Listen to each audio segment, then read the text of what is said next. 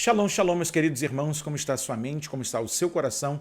Espero que esteja tudo na mais perfeita paz. Eu sou o pastor Paulo Nascimento e esse é mais um vídeo resposta aqui do canal falando de Bíblia. Nessa feita eu quero agradecer aos meus irmãos que tanto fora do país quanto aqui no Brasil me enviaram um vídeo da trocação das línguas. Você já viu disso, irmão? Eu já vi gente trocar tiro, gente trocar desaforo, gente trocar ofensa um com o outro. Agora está começando uma modalidade, segundo o pastor Marcos Pereira, da Assembleia de Deus dos Últimos Dias, aqui no Rio de Janeiro, a trocação de línguas. Meus irmãos, você não está acreditando não? Quem já viu, vai ver de novo. E quem não viu, vai ver agora. Dá uma olhadinha aí. Confere comigo. Olha só o Eduardo trocando línguas comigo. Olha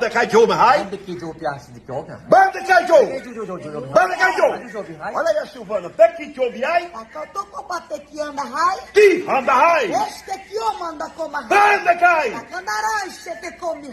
É o poder de Deus numa transformação que Deus quer fazer nos dias atuais. A igreja voltar para o joelho, para a busca. Amém? Meus queridos e amados irmãos, nós nunca tivemos um momento na igreja brasileira tão confuso como estes. E parece que virou moda a vulgarização dos dons espirituais. Ele é totalmente extravagante na questão do uso do dom de línguas, ok? Eu acredito e sou continuista que o Espírito Santo trabalha até os dias de hoje e até o dia de Cristo, não só para salvar, mas também para capacitar a igreja, porque a turma fica nessa discussão, xilolália, glossolália, porque na descida do Espírito Santo, em Atos dos Apóstolos, capítulo de número 2, narrativa do doutor Lucas, ele vai nos informar que ao cumprir-se o dia de Pentecoste, uma das importantes festas dos judeus, uma das mais barulhentas, diga-se por passagem, que o Espírito Santo se apoderou dos crentes daquele dia. Ou seja, aquilo que o profeta Joel profetizou se cumpriu. Eles foram cheios do Espírito Santo, começaram a falar em línguas, que na narrativa de Lucas está línguas repartidas como de fogo. E aí a galera vai falar, mas pastor, ali foi uma ação idiomática. Ok, tinham medos, persas, elamitas, cretenses, árabes, gente de todas as partes do mundo. Agora, como é que você me explica se lá em Babel Deus separa as línguas, aqui no cenáculo, lá no dia de Pentecostes, e nós não somos pentecostais, nós somos carismáticos pela palavra carismas, que é a proveniência da revelação ou da manifestação dos dons de Deus em nós. E aí a galera cisma de dizer que é pentecostal, porque ao cumprir-se o dia de Pentecostes. O dia de Pentecostes é natural, próprio e particular para os judeus. Nós somos carismáticos, ok? E aí, quando o Espírito desceu, o Espírito uniu as línguas, porque um falando árabe, outro falando cretense, outro falando medo-persa, outro falando a língua que lhe cabia, todos se entendiam. Manifestação do poder de Deus. Paulo nunca, que foi o doutrinador da igreja, proibiu os crentes de falarem línguas. Diferente do que em uma entrevista e um podcast desses dias atrás, o reverendo, o doutor Augusto Nicodemos Lopes, disse que o Calvino nunca falou em línguas. O Martinho Lutero nunca usou de milagres, nunca operou milagres.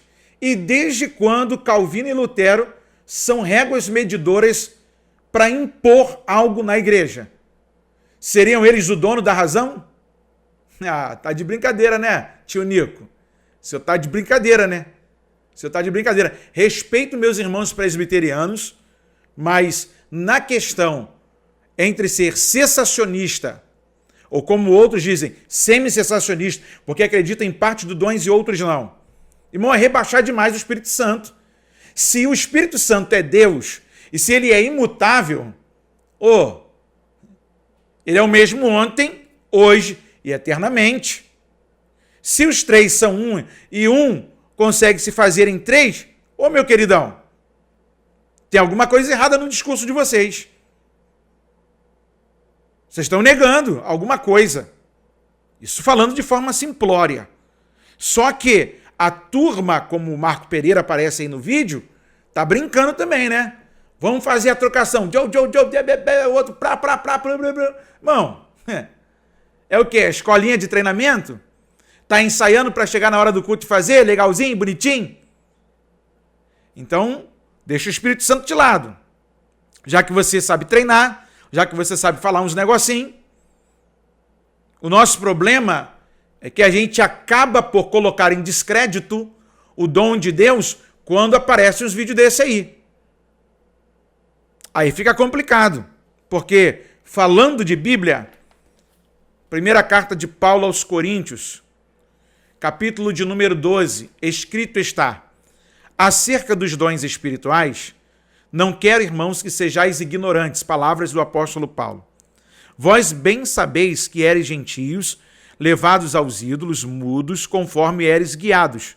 Portanto, vos quero fazer compreender que ninguém que fala pelo Espírito de Deus diz Jesus é anátema, e ninguém pode dizer que Jesus é o Senhor, senão pelo Espírito Santo. Ora, há diversidade de dons, mas o Espírito é o mesmo.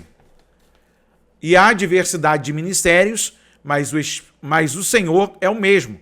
E há diversidade de cooperações, mas é o mesmo Deus que opera tudo em todos. Mas a manifestação do Espírito é dada a cada um para o que for útil. Porque a um pelo Espírito é dada a palavra da sabedoria, e a outro pelo mesmo Espírito a palavra da ciência, e a outro pelo mesmo Espírito a fé, e a outro pelo mesmo Espírito os dons de curar, e a outro a operação de maravilhas, e a outro a profecia, e a outro o dom de discernir os espíritos, e é isso que tem mais faltado na igreja hoje, e a outro a operação de maravilhas, e a outro a profecia, e a outro o dom de discernir os espíritos, e a outro a variedade de línguas, e a outro a interpretação das línguas. Nessa trocação aí não, porque enquanto um fala, o outro interpreta. Ok? Mas um só é o mesmo Espírito, opera todas estas coisas, repartindo particularmente a cada um como quer. Primeira carta de Paulo, apóstolo à igreja de Corinto, no capítulo de número 13. Ainda que eu falasse a língua dos homens e dos anjos e não tivesse caridade ou amor, seria como metal que soa ou como sino que tine. E ainda que eu tivesse o dom de profecia e conhecesse todos os mistérios e toda a ciência, e ainda que tivesse toda a fé de maneira tal que transportasse os montes e não tivesse amor, nada seria. E ainda que distribuísse toda a minha fortuna para sustento dos pobres, e ainda que entregasse o meu corpo para ser queimado e não tivesse amor, nada disso me aproveitaria.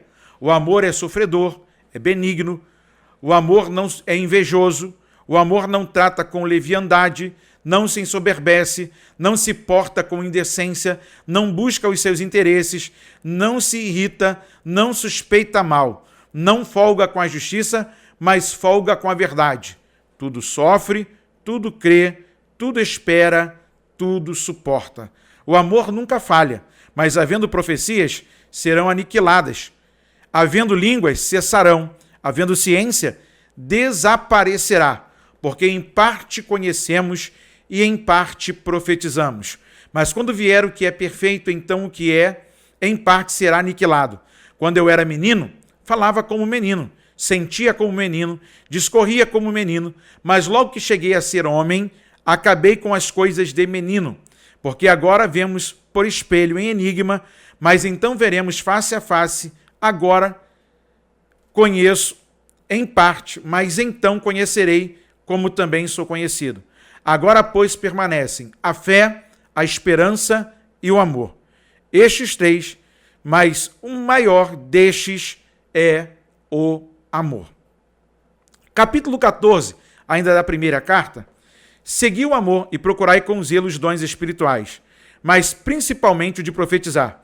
Porque o que fala língua estranha ou o que fala em línguas não fala aos homens, senão a Deus, porque ninguém o entende e em espírito fala de mistérios. Mas o que profetiza fala aos homens para edificação, exortação e consolação. O que fala em línguas espirituais ou estranha, como você chama, edifica-se a si mesmo, mas o que profetiza edifica a igreja. E eu quero que todos vós faleis línguas espirituais ou estranha, como você chama, mas muito mais que profetizeis, porque o que profetiza é maior do que o que fala línguas, a não ser que também interprete, para que a igreja receba edificação. Não é essa vulgarização aí não, irmão. Sabe o que mais me dói? É que esse povo, ao invés de ensinar, acaba por atrapalhar. E eu quero saber o que você pensa sobre isso. Pode a gente ficar treinando em casa para depois chegar no culto e fazer legalzinho, bonitinho? Pode a gente fazer essa desconstrução dos dons espirituais e depois chegar na igreja na maior cara de pau, como se nada fizéssemos antes?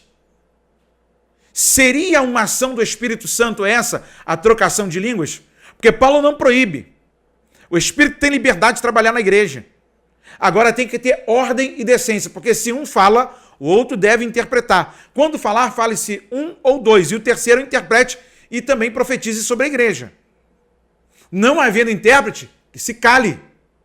Só que a culpa muitas vezes também é de nós pregadores, eu me coloco também no meio do pacote, porque no afã de mostrar que Deus está no lugar, a gente às vezes, como pentecostais, a galerinha aí do púlpito pentecostal, adora falar assim, eu vou repetir porque você não entendeu. Se você tivesse entendido, você tinha dado um glória. Pelo amor de Deus, irmão, vai ficar com cara de geladeira? Cospe essa pedra de gelo que está na sua garganta. Não é assim que muitos falam? Língua de aço, boca de concreto. Irmão, você tem que ser espontâneo, amar o Espírito Santo e deixar o Senhor fazer a sua obra. Eu quero saber o que você pensa sobre isso. Deixe o seu comentário, coloca aí o seu informativo, compartilha lá com o grupo da sua igreja, porque daqui nós seguimos. E eu quero agradecer aos meus muitos irmãos que mandaram esse vídeo e continuamos daqui, falando de Bíblia.